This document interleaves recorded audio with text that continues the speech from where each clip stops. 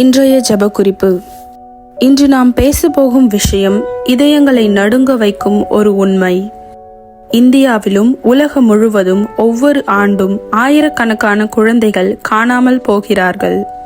சிலர் பள்ளிக்கு சென்று திரும்பவில்லை, சிலர் வேலைக்கு அனுப்பப்பட்டு வீடு வரவில்லை, சிலர் பாதுகாப்பாக இருக்க வேண்டிய இடங்களில் இருந்தே திடீரென மறைந்து விடுகிறார்கள். காணாமல் போகும் குழந்தைகளில் பலர் இன்னும் கண்டுபிடிக்கப்படவில்லை. குழந்தை கடத்தல், பாலியல் சீண்டல், மறைமுகமான தீய வலைப்பின்னல்கள் இந்த காணாமற் போகல்களின் பின்னிலையில் இருப்பது ஒரு கடும் உண்மை. எப்ஸ்டீன் வழக்கு உலகத்தை உலுக்கியது, ஏனெனில் அது ஒரு விஷயத்தை மிகவும் வலியுடன் வெளிச்சத்திற்கு கொண்டு வந்தது. குழந்தைகள் தானாக காணாமல் போவதில்லை. பல குழந்தைகள் திட்டமிட்டு எடுக்கப்படுகிறார்கள், மௌனமாக்கப்படுகிறார்கள். அதிகாரம், பணம், பதவி மற்றும் நீண்ட கால மௌனம் இந்த தீமைகளுக்கு பாதுகாப்பாக மாறிவிட முடியும் என்பதை அந்த வழக்கு உலகத்துக்கு காட்டியது.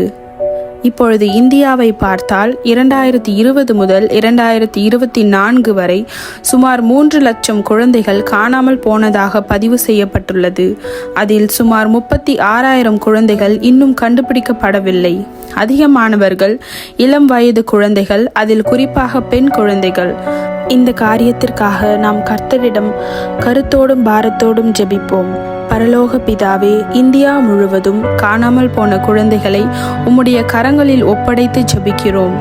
மறைந்திருக்கும் அனைத்து குழந்தை கடத்தல், பாலியல் சீண்டல், தீய வலைப்பின்னல்கள் வெளிச்சத்துக்கு வரும்படி செய்யும்.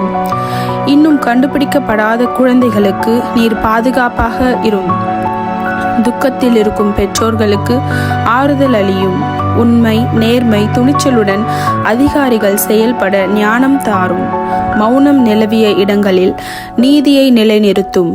ஒவ்வொரு குழந்தையும் உம்முடைய உருவத்தில் படைக்கப்பட்ட விலை மதிப்பற்ற உயிர் என்பதை இந்த உலகம் உணர செய்யும். இயேசு கிறிஸ்துவின் வல்லமையான நாமத்தினால் ஜெபிக்கிறோம். ஆமேன்.